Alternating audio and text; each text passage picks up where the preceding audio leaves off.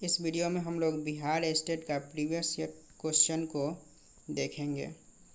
इसमें बिहार स्टेट का PYQ है, प्रीवियस ईयर क्वेश्चन। इसमें सब्जेक्ट साइंस का है, क्लास 9-10 का है।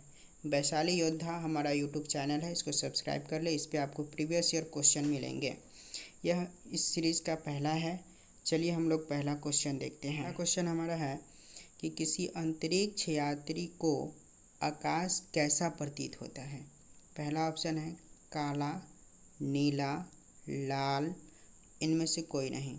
तो अंतरिक्ष यात्री को अंतरिक्ष का रंग जो है वो काला दिखता है।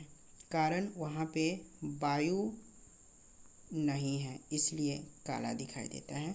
वायु नहीं होने के कारण प्रकाश का प्रकीर्णन नहीं होता है, इसलिए जब हम धरातल पर से देखते हैं तो यहाँ पे वायु है तो प्रकीर्णन होती है, इसलिए नीला दिखाई देता है, मगर वहाँ से काला दिखाई देता है। चलिए हम लोग दूसरा क्वेश्चन पे आते हैं।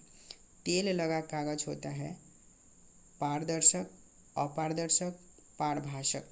तो पारदर्शक जिससे लाइट पार कर जाए, अपारदर्शक जिससे अपारदर्शक जिससे लाइट नहीं पार करे, और पारभाषक मतलब आधा कुछ पार करेगा कुछ नहीं। तो तेल लगा कागज पारभाषक होता है। नेक्स्ट क्वेश्चन पे हम लोग चलेंगे। अगला क्वेश्चन है कौन सा लेंस अपसारी लेंस भी कहलाता है। अवतल लेंस, उत्तल लेंस, अवतल एवं उत्तल दोनों। तो यहाँ पे होगा अवतल लेंस को अपसारी लेंस कहते हैं। चलिए अगला क्वेश्चन पे हम लोग चलेंगे। अगला क्वेश्चन है प्रकाश के परावर्तन के कितने नियम होते हैं। ये सिंपल क्वेश्चन था जो Bihar state first shift class 9-10 में पूछा गया था। इसका 2 होते हैं, पता होगा 2 कौन कौन। पहला होता है कि आपतित किरण, परावर्तित किरण और आपतन बिंदु पर डाला गया अभिलंब तीनों एक ही समतल में होता है। और दूसरा है कि ये कोण जो है आपतन कोण परावर्तन कोण के बराबर होता है, इसलिए इसका क्वेश्चन बी हो जाएगा। चलिए हम लोग अगला क्वेश्चन पे चलते हैं। अगला क्वेश्चन है लेंस के शक्ति का SI मात्रक क्या है। तो डायोप्टर है, ये सबको पता है। चलिए आगे बढ़ते हैं। अगला क्वेश्चन है कि जब किसी पेड़ की शाखा को हिलाया जाता है तो पके हुए फल शाखा से अलग होकर गिर जाता है। उदाहरण है न्यूटन के गति के प्रथम नियम का, न्यूटन के गति के द्वितीय नियम का, न्यूटन के गति के तृतीय नियम का। तो जब हम पेड़ को हिलाते हैं तो वह गिर जाता है। न्यूटन के गति के प्रथम नियम का उदाहरण है। प्रथम नियम को ही जड़त्व का नियम कहा जाता है, जड़त्व का नियम। और दूसरा नियम से बल का फॉर्मूला मिलता है F बराबर ma, ठीक है। तीसरा गति नियम जो है वो क्रिया प्रतिक्रिया के नियम कहा जाता है, इसलिए इसका आंसर A चला जाएगा। नेक्स्ट क्वेश्चन पे हम लोग चलेंगे। रॉकेट किस संरक्षण के सिद्धांत पे काम करता है। द्रव्यमान, ऊर्जा, संवेग, वेग। तो रॉकेट जो है ना, रॉकेट वह किस संरक्षण के सिद्धांत पे काम करता है। तो वह संवेग संरक्षण के सिद्धांत पे काम करता है, इसका आंसर C हो जाएगा। नेक्स्ट क्वेश्चन पे चलेंगे।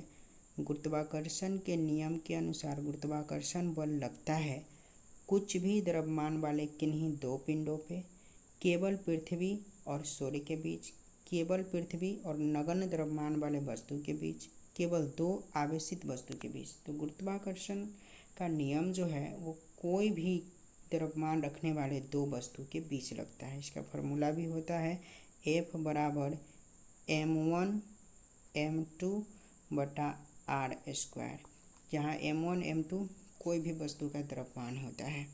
चलिए नेक्स्ट क्वेश्चन पे हम लोग बढ़ेंगे। अगला क्वेश्चन हमारा है चंद्रमा के सतह के नज़दीक से 2 अलग अलग द्रव्यमान की वस्तु मुक्त रूप से गिराई जाती है, तो क्या होगा।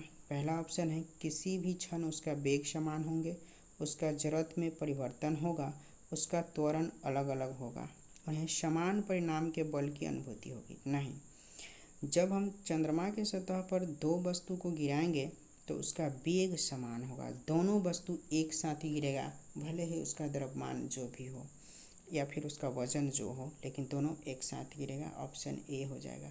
आप भी क्वेश्चन का आंसर लगाते चलिए साथ साथ में, और चेक कीजिए लास्ट में कितना सही हो रहा है, कमेंट कीजिए वीडियो में। चलिए हम लोग नेक्स्ट क्वेश्चन पे चलेंगे।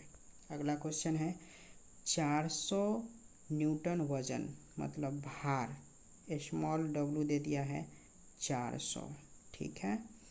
ऊर्ध्वाधर सीढ़ी पर चढ़ते अगर g का मान 10 मीटर पर सेकेंड स्क्वायर है तो 2 मीटर चढ़ने पर लड़की द्वारा किया गया कार्य जो होता है ना, किसी वस्तु को ऊपर उठाने में किया गया कार्य होता है W बराबर mgh।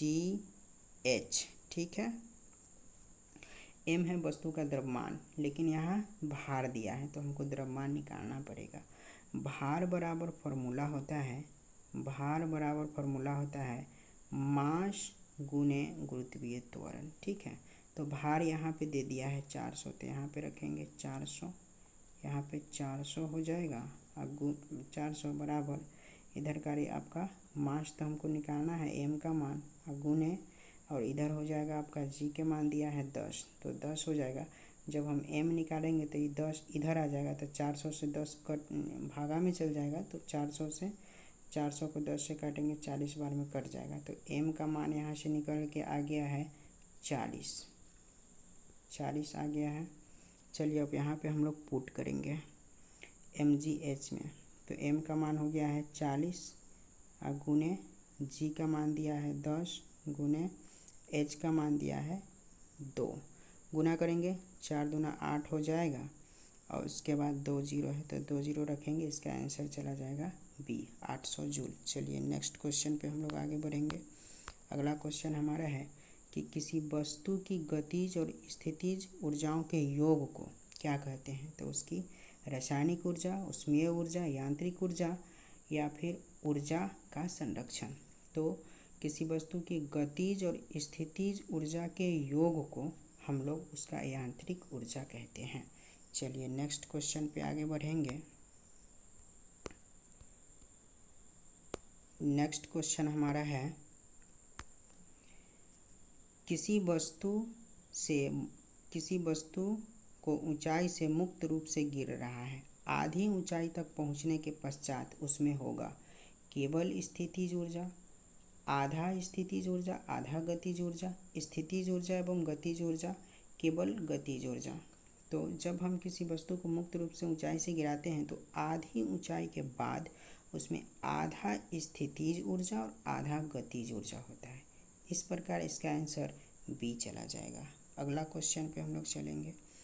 वैसे तरल पदार्थ के मामले में जो पात्र के दीवार को गीला नहीं करता है तो क्या होता है। पहला ऑप्शन दिया है कि असंजक बल का मान ससंजक मान से अधिक होता है। देखिए असंजक बल जो होता है वो असमान प्रकार के अणुओं के बीच लगता है, ससंजक बल जो है वो समान प्रकार के अणुओं के बीच लगता है। चलिए दूसरा ऑप्शन पे आते हैं। ससंजक बल का मान असंजक बल से अधिक होता है। तीसरा है असंजक बल का मान ससंजक बल दोनों समान होता है। तो इसका आंसर बी हो जाएगा, ससंजक बल का मान असंजक मान से अधिक होता है। चलिए अगला क्वेश्चन पे हम लोग आएंगे।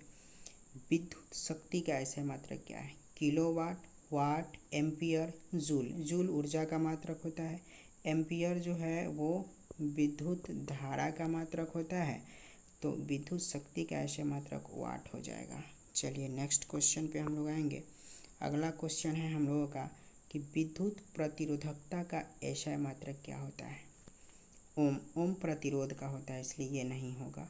ओम मीटर, वोल्ट मीटर, ओम पर मीटर, वोल्ट पर मीटर, ओम मीटर।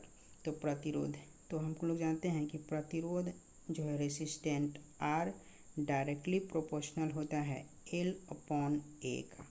तो यहाँ से हम डायरेक्टली प्रोपोर्शनल का चिन्ह हटाते हैं तो बराबर का चिन्ह लगेगा, तो यहाँ पे एक आता है रो, तो L/A हो जाएगा। तो यहाँ से रो ये प्रतिरोध होता है, इसका मान निकालेंगे तो ओम मीटर निकल के आता है।